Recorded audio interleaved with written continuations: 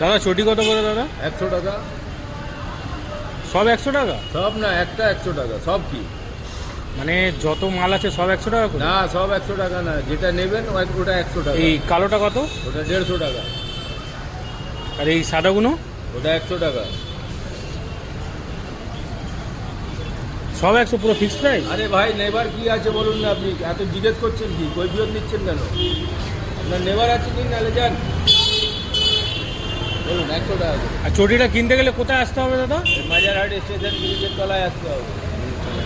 আপনি এখানেই থাকেন? হ্যাঁ, বুঝতে পেরেছি।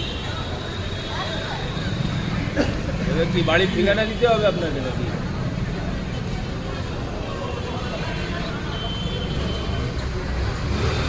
কত ভ্যারাইটি আছে দেখুন,